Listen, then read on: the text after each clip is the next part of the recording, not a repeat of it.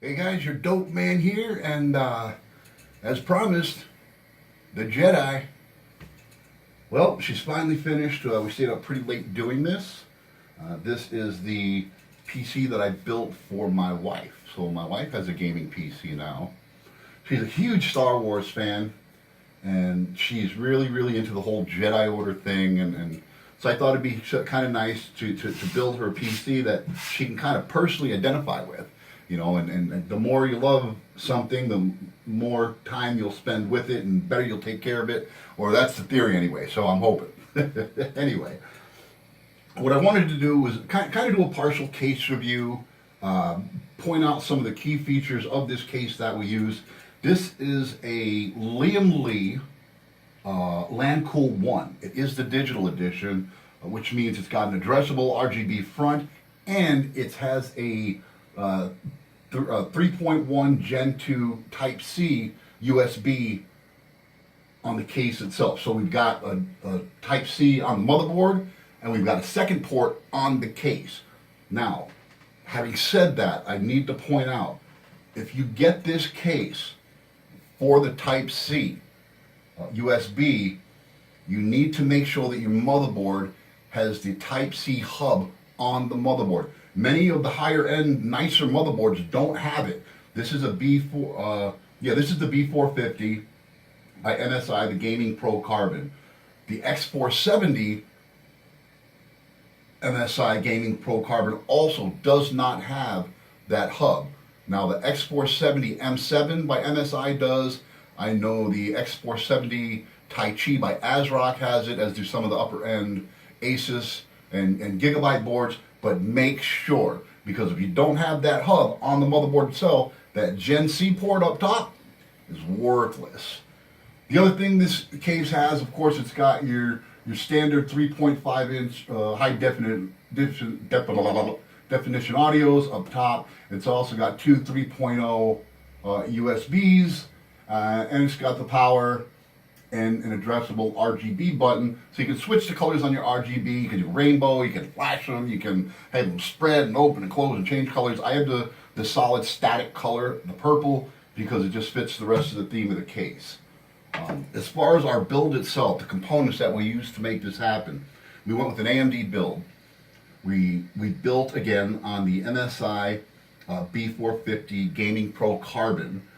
We added an 2700X, the AMD Ryzen 7.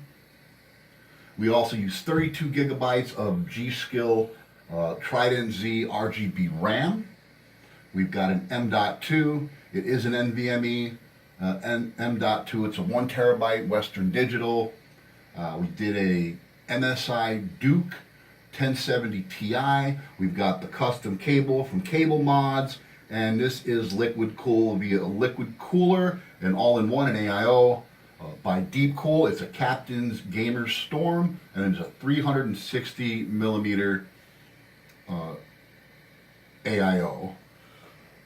The case itself was very easy to work with. This particular case comes with 2 fans. That's what you get. So you're going to want to get a couple of extra fans for your case to get your airflow going, keep things nice and cool inside, keep fresh air on your components.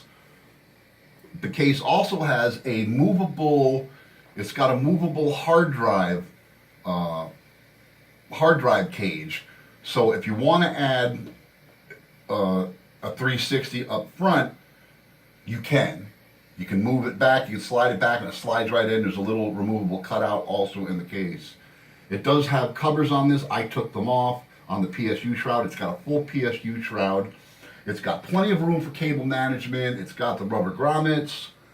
It's got a lot of little nooks and crannies and spaces and tie downs, and they send you with a bunch of extra zip ties, screws, and whatnot. They were very generous with that. This motherboard is also a Wi-Fi motherboard, so we do have Wi-Fi on this. And let's open this up. Here's something I really liked about this case, this Lian Li. A lot of times these cases, what they do is they give you the 4-screw thumb screws, okay, to remove or replace the tempered glass side panel. What Lian Li did was they kind of redesigned it, and they, here, let me show you. If you unscrew this, okay, this doesn't drop. Okay, normally when you take these off, it'll drop down and hit the table or whatever surface is underneath it because there's nothing supporting the glass. What Lian Li did was they went ahead and they took the legs and made them just a little bit wider to hold, a little lip to hold the glass. So now all you got to do to take, if you just leave it like that, it's not going anywhere. So to remove it, you gently pull it back and it tips right out. See that? A very, very neat design. I really like the design. I think they got that on point. Again, there's a lot of room for cable management.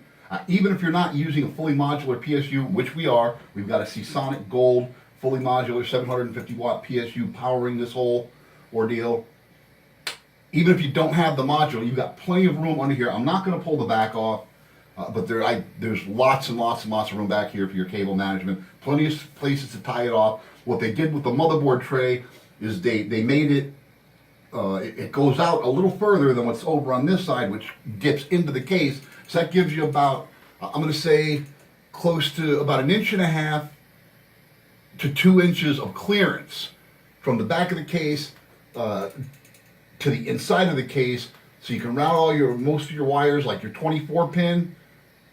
That usually takes up quite a bit of space, but not with this, because you can route it all back here and you can tie everything down. It's very, very, very efficient. Kudos, Lian Li, you got my vote on this one. We also did a custom graphic over here for the Psu Shroud. I thought that was pretty cool. We have 3 different addressable RGBs going on with this case. We've got the case itself, which has the addressable RGB up top. We've got the Trident Z G-Skill RAM, okay, which is RGB, and I had to download the software from G-Skill. And we've got the AIO addressable RGB, which I'll show you in a second when I turn this around. There's a little thing that I have going up along the top. We'll go ahead and spin this around so you can take a look and see what's going on there. Okay, this is a custom graphic that I did on the side. This was difficult. This was very, very difficult, but I made it happen. There are no bubbles. It's completely smooth. What I used was a wall vinyl, and I cut it to size. I centered it, and I applied it. There are no bubbles. It took me about 40 minutes, 45 minutes to actually get this on. Very slow, very careful, very tedious, but it worked, and it came out really nice. I really like how that looks. Here's the addressable RGB I was telling you about. That's for the inside, that's for the liquid cooler, and for the case lights inside. And this front panel, okay, this front bezel here, I was originally concerned thinking, I'm not going to be able to get enough airflow through there, but it does. It's not solid, man. You got 2 good size openings here, and in the front here, this isn't solid, man. This is open. And there is a dust filter there. This is actually blowing out because I've got my AIO exhausting, because I don't want it sucking warm air off the cooler and blowing it into the case, so that's exhausting. But I can feel the air there coming out. So even if you were just going to use fans and use that as an intake, it has ample airflow. This is a well-built, well-thought-out case. Kudos, Lian Li, for a job well done. The other option this case has is for the vertical GPU mount. If you wanted to do the vertical GPU mount, you can. They give you the bracket for that. The PCIe slot covers are right there. And let me turn this around so you can see that on the back. So yeah, those are easily removable or put back on. Yeah, came out all right. Came out okay. If you have any questions, please feel free to leave it in the comments. Let me know what you think, man. Dope or nope? Let's hear it, man. Dope or nope in the comments. I am the Dope Man, and it is my pleasure to get you hooked on dope. Peace out until the next time. Much love. We'll do this again soon.